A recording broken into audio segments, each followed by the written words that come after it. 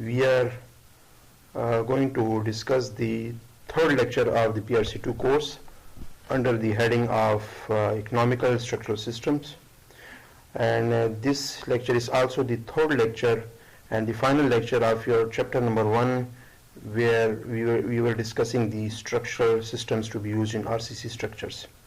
In today's lecture today's lecture is actually divided into two parts. Initially, we are going to discuss one type of structural system that was not discussed in the previous two lectures, that is a two-way joist slab system. And after that, we are going to make a comparison between all types of structural systems that you have studied in these three lectures, and the comparison will be made in such a way that you may be able to decide which type of structural system is feasible for which type of structure or construction. Right? So, starting with the lecture, let's first discuss the most modified and advanced type of structural system, which comes under the heading of two-way joist slab system. This system is, in comparison to one-way joist slab system, somehow similar, but there are two or three major differences which makes it to be differentiated from the one-way joist slab system. To introduce this system, we can say that two-way joist slab system are a wafer slab system. Now, you should understand the two-way joist slab system is further divided into two types. One is called two-way joist and the other is called wafer slab. There is a big difference between these two, and we will discuss it in this lecture. But these two systems, two-way joist slab or wafer slab, comprises evenly spaced concrete joists spanning in both the directions, and a reinforced concrete slab cast integrally with the joists. In the figure you can see here a diagram of a two-way joist slab system, where you can see the ribs being placed along the x-axis and also along the y-axis. So in case of the one-way joist slab system, the ribs were placed only along one axis, but here the ribs are present in both directions, and these ribs are then supported by either drop panels or by the D-beams at the periphery. These D-beams or drop panels are then supported by the columns. So in this type of structural system, we are having a square type of slab to be designed. The design guidelines for this type of slab system are similar to the one-way joist. That is that the center-to-center spacing between the ribs needs to be 30 inches or 36 inches, or at the most it should be 42 inches. If center-to-center spacing between two ribs exceeds 42 inches or 3.5 feet, then the slab is not called a joist slab system, rather it would be called as one-way or two-way beam supported slab system. So the condition for the two-way joist slab system is similar to that of one-way joist slab system that we discussed in the previous lecture. Now, going into the depth of this two-way joist slab system, there are two major differences between the two-way joist and the one-way joist slab system. The two-way joist slab system recommended economical range of span is from 40 feet to 50 feet, while in case of one-way joist, the economical range was from 30 feet to 50 feet. So it means that bigger spans are suitable for this two-way joist slab system. Secondly, in the two-way joist slab system, you can have a span of 50 feet in both the directions. For example, if you see into the figure here, if the distance between center line of this column to center line of this column is 50 feet, then the distance between these two columns on the y-axis can also be 50 feet. It means that you can design a square slab of 50 feet by 50 feet at a very economical range of cost by introducing the ribs in both the directions. While there was a restriction in the one-way joist slab system in which you could not develop a square economical slab system because the ribs was only in one direction, so the beams need to be spaced, let's say 50 feet apart in one direction, but the other direction should have been closer than that, For example, in the one-way joist slab system, if you design this, then the distance will be, let's say, 50 feet in one direction and 15 feet in the other direction, or 20 feet in the other direction, because the ribs are present only in one direction in case of one-way joist. While in two-way joist, we are allowed to extend the column spacing equal in all four sides. So it makes it more suitable and aesthetically acceptable for major type of buildings as well. Second thing which makes it different from the one-way joist is the provision of loads. You see, the recommended load capacity for the two-way joist slab system is heavy. In case of one-way joist, the recommended loads were ranging from moderate loads to heavy loads, while the two-way joist is primarily recommended only to be used for heavy loads when the load magnitude is too high and cannot be tackled by flat plate, flat slab, or the one-way joist. Then two-way joist are best for that. So we have got the last choice, which is catering both the things, the larger spans as well as the greater magnitude of loads. And the aesthetic appearance of this slab system is also far better than the other types of slab systems. Now, the practical application of the two-way joist slab system can be seen in this slide. In the first diagram, which is the practical execution of the two-way joist slab system, you can see the joist along the x-axis and joists along the y-axis. Now these joists are resting on the D-beams which are provided in the line of columns. In this diagram you can see, we can only see one D-beam which is taking the load of all these ribs or joists and transferring it to the columns. Same will be the case in the y-axis, where you can have one D-beam.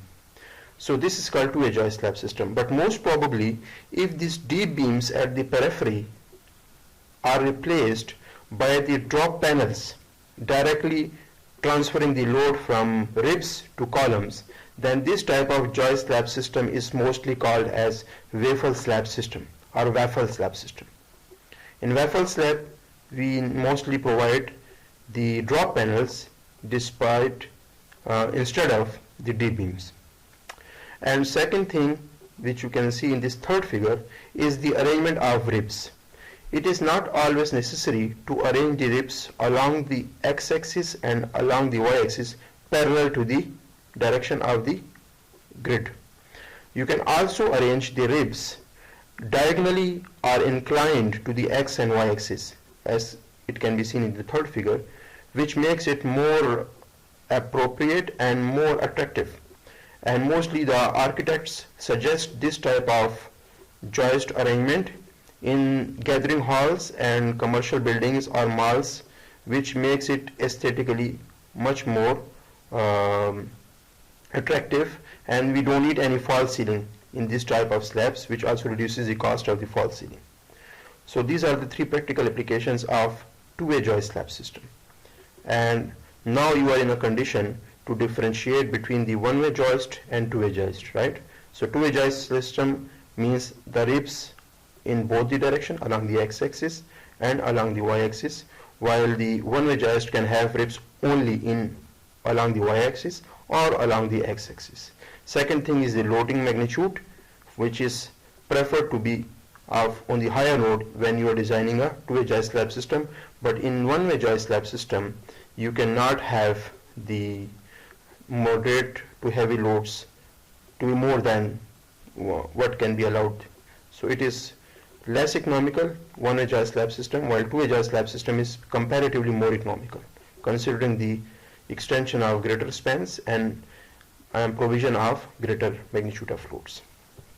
Okay, when we have discussed this two-way joist slab system, let's come to the comparison of, I would say, revision of the three lectures. In 5 minutes I would like to revise the slab systems.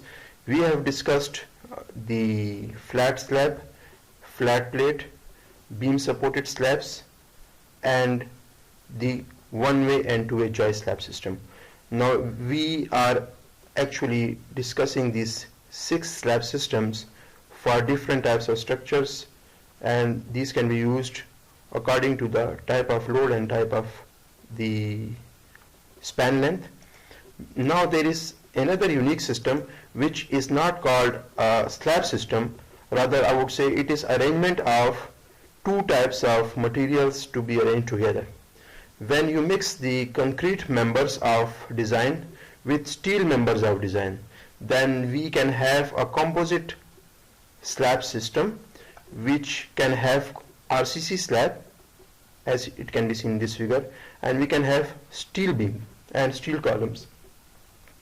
Now when this type of slab system is recommended, it is defined as one where reinforced concrete slabs are also frequently used in buildings, for which the columns, the beams and the girders, if required, consist of only steel, structural steel. There is no concrete in that, while the topmost member of the frame or structure will be an RCC member.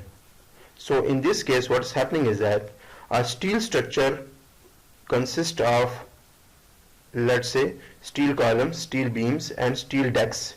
In this case the steel beams and steel columns are used to support not a steel deck but a RCC slab. So this is called composite construction, and this type of construction can be done in 2 or 3 ways. In the first figure here on the left, you can see an RCC slab is being supported by a steel W section. Now you are familiar with the W section because in the last subject we have studied that in detail, and we have also understood how to design a steel W section, right, as a beam. So this is the same W section, and it is taking the load of a RCC slab, not a steel deck. So there is a third agent which is playing the role of connecting these two members together. I mean the RCC slab and the steel beam or steel girder. And this third part of the design is called as shear connectors. You can see, so you need at least 2 shear connectors in a single flange to connect the RCC slab with the steel W beam.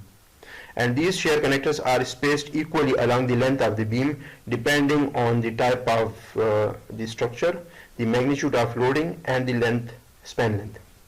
In the second type, what's happening is that we are having an RCC beam and it is supported by a steel W section, but we are not providing the shear connectors to connect these two. But a second method has been applied, and the steel girder or a steel beam has been embedded in the concrete mold. So when a steel beam is embedded in concrete mold, you don't need shear connectors to hold these two together. They are automatically connected. And this is also acceptable in composite slab system. We can have this arrangement and we can have this arrangement. So all the beams can be arranged like this below the slab, or these can be arranged like this. Now when we talk about the shear connectors and steel structural beams, this type of arrangement is mostly preferred, I would say, in rehabilitation or I would say retrofying our existing RCC slab. For example, you are having RCC slab of an existing structure and it is showing some deflection or failure. Then you can reinforce that RCC slab at the bottom by applying a steel beam from the lower side and connecting this steel beam through steel anchors with the RCC slab. These steel anchors can be steel bolts and they can be drilled into the steel into the RCC slab, and these steel bolts then would be called as shear connectors. So a beam can be applied from below without damaging or disturbing the existing RCC slab. So this is the suitable type of arrangement for re-strengthening an existing structure. While in the previous type here on the right side figure, we can have a fresh construction in which RCC slab is directly resting on the deeper section of steel beam and the steel beam has been encased in the RCC. The second objective or benefit, I would say, of encasing the steel beam with in the concrete is to increase its resistance against the fire. Whenever we do a fire resistance design, then the primarily requirement of the fire resistance design is that all the steel used in the structure should be encased in some concrete or concrete cover because steel is more vulnerable to the fire or heat as compared to the concrete. So you need to embed the steel in some concrete in that case. Same can be done here as well afterwards. We can apply plaster, we can apply some concrete coating on the steel beam when an existing RCC slab is to be supported by a newly placed steel beam. So the coating can be applied here as well. Purpose is to increase the fire resistance.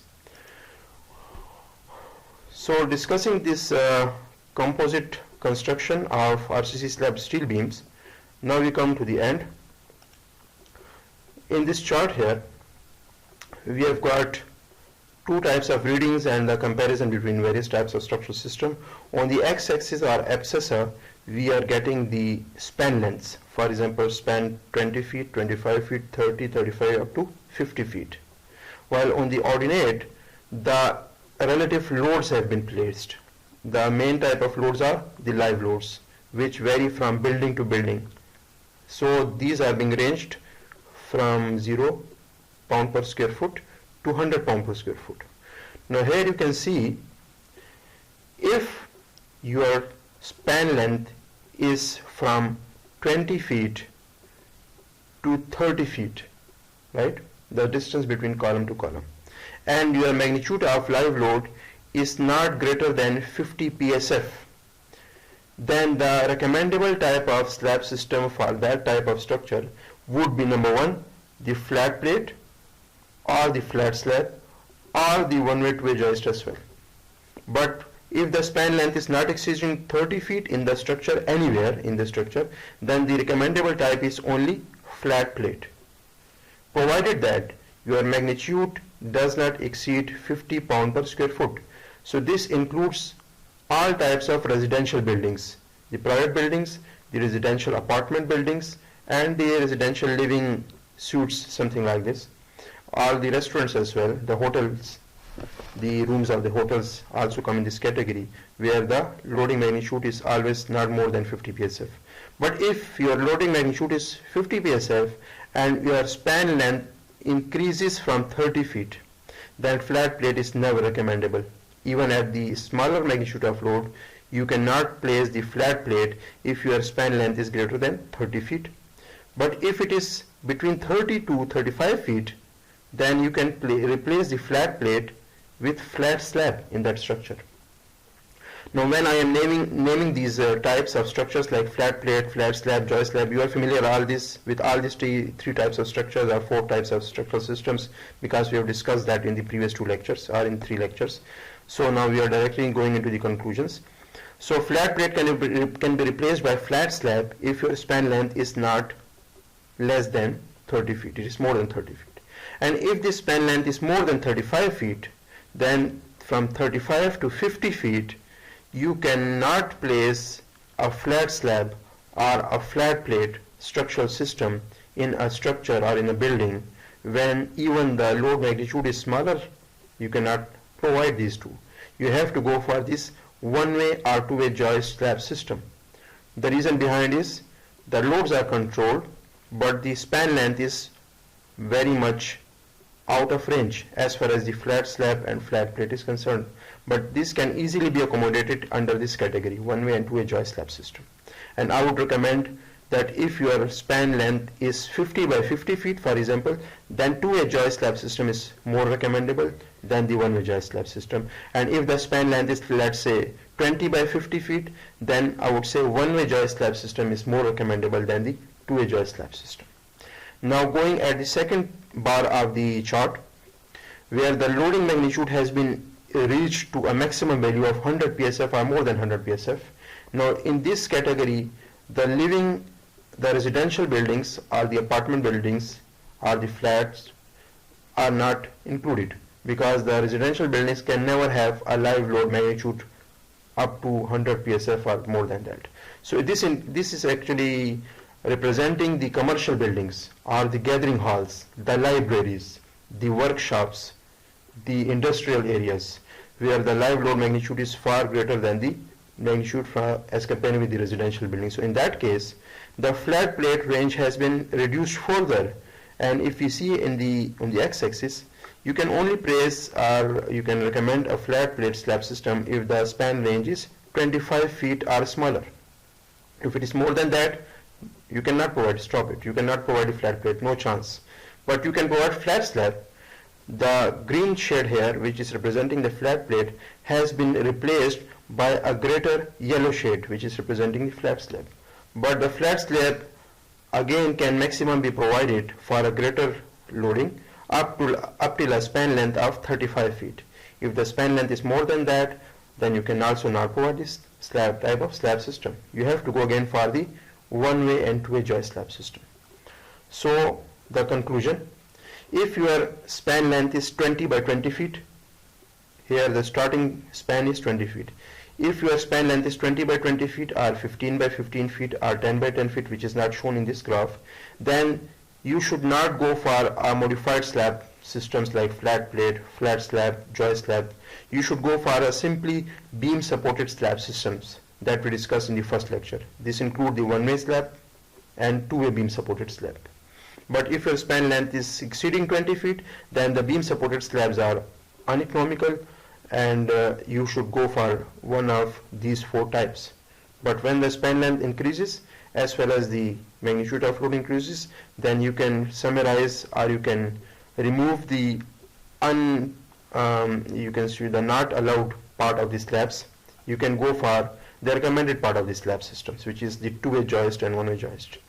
So this type of slab system, which is in the gray shade, is recommendable or can be provided anywhere for greater magnitude, for greater spans in one direction or in both directions. So this is the most higher node of the type of structural system that we studied in this chapter. I hope you understood what we discussed and what I tried to represent in the figures and diagrams and charts. Now you are on condition, you are capable, I would say, by attending these three lectures, then you can at least decide the mode of selection of various types of structural systems for various types of structural buildings, residential buildings.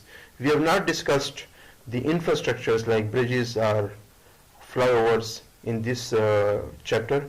We will discuss it inshallah in the later on lectures that I will be delivering to you. I hope you understood what I discussed, and in the coming lecture inshallah we will be discussing, I would say, the important part of the course as well, which comes under the heading of special topics, and that is the basic concept behind designing the structures for earthquake, the seismic designing parameters. That will be discussed in the next lecture inshallah. Allah Hafiz.